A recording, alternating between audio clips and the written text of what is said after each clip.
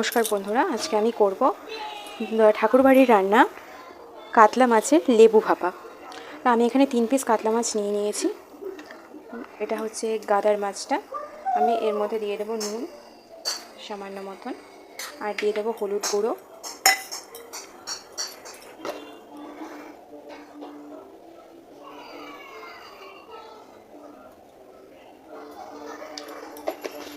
আর দিয়ে দেবো লেবুর রস। আমি কিন্তু লেবুর রসটা এখানে আগে থাকতে করে রেখেছি, বার করে রেখেছি।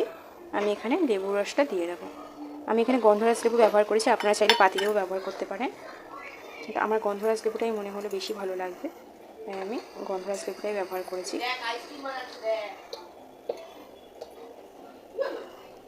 ভালো করে মাখিয়ে নেব মাছটা।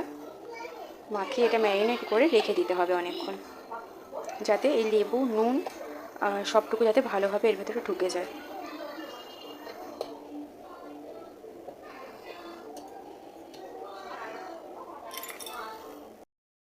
নিয়ে নিয়েছি কতটা সর্ষের তেল, আর আমি ঠিক যতটা পরিমাণ সর্ষের তেল নিয়েছি ততটা পরিমাণে আমি এখানে ঘি নিয়ে নেব। ঠাকুরবাড়ির বেশিরভাগ রান্নাই কিন্তু ঘিতে হয়, কিন্তু এখনকার দিনে আমরা খুব একটা ঘিটা খাই না, সেই কারণেই আমি এখানে সর্ষের তেলটা ব্যবহার করেছি।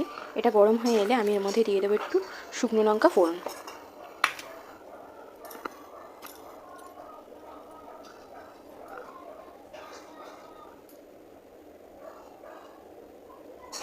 আমি এখানে একটা শুকনো লঙ্কা শুকনো লঙ্কা ইউজ করেছি। ফোড়নটা হয়ে আসা অবধি একটু ওয়েট করব। শুকনো লঙ্কাটা ফোড়নটা হয়ে এলে এর মধ্যে আমি দিয়ে রাখবো একটা বড় পেঁয়াজকে আমি এরকম মিক্সারে বেটে রেখেছি, সেই পেঁয়াজটাকে এর মধ্যে দিয়ে দেবো। দিয়ে এটাকে ততক্ষণ ভাজবো যতক্ষণ না এটা একটু রং ছেড়ে বেরিয়ে আসবে।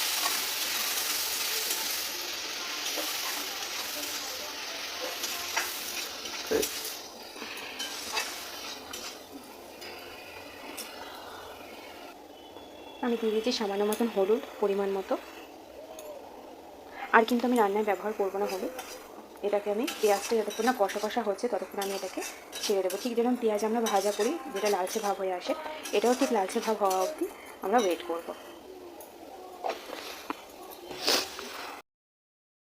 এবার এর মধ্যে দিয়ে দিচ্ছি মশলাগুলো।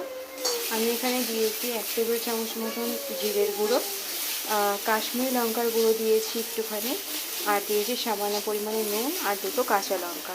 ঝালটা আপনারা বুঝে নেবেন, আপনারা যেরকম খান। আমরা ঠিক যেরকম ঝাল খাই ঠিক সেই পরিমাণেই সবটা নিয়েছি। এর মধ্যে একটু সামান্য পরিমাণে একটুখানি জল দিয়ে দেবো, কারণ মশলাটা একদমই শুকিয়ে গেছে।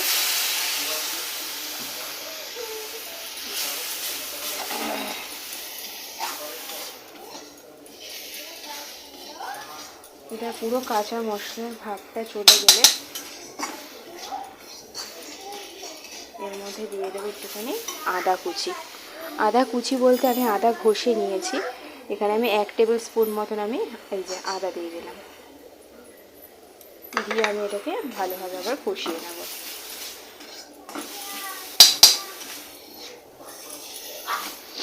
দেখুন মশলাটাতে কত সুন্দর রং ধরেছে। মশলাটা ভালোভাবে কষে এসেছে। এবার আমি এর মধ্যে লেবু আর নুন হলুদ দিয়ে মেখে রাখা মাছগুলোকে এক এক করে দিয়ে দেবো। মাছগুলো কিন্তু লেবু মাখানোতে অলরেডি নরম হয়ে আছে। মাছগুলো কিন্তু খুব সাবধানে নাড়াচাড়া করবে, যেন মাছটা ভেঙে না যায় বা মাছটাতে যেন কোনো রকমের কোনো অসুবিধা যেন না হয়, সেরকমভাবে খুব হালকাভাবে নাড়াচাড়া করে মাছগুলোকে। এটা কিন্তু মাছটার রেসিপিটা এটা কিন্তু টক ঝাল মিষ্টি হবে রেসিপিটা। একটু টক টক, একটু ঝাল ঝাল, একটু মিষ্টি মিষ্টি। তাই আপনারা চাইলে এটাতে চিনি দিতেও পারেন, নাও দিতে পারেন, অপশনাল। কিন্তু এটাতে ঠাকুরবাড়ির যে বইটা থেকে আমি রান্নাটা পেয়েছি সেখানে কিন্তু খুব সামান্য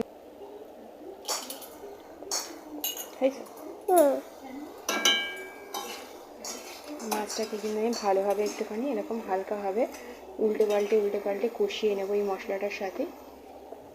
কষিয়ে নিয়ে আমি তারপরে এর মধ্যে হালকা করে একটু জল দিয়ে দেবো।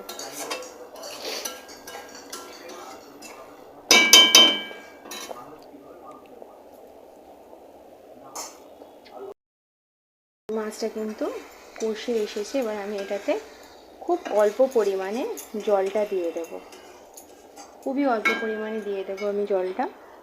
এটা কিন্তু গ্রেভি থাকবে, খুব একটা বেশি ঝোল হবে না। ব্যাস, আর জল লাগবে না, এটা দিয়ে রান্নাটা হয়ে যাবে পুরো।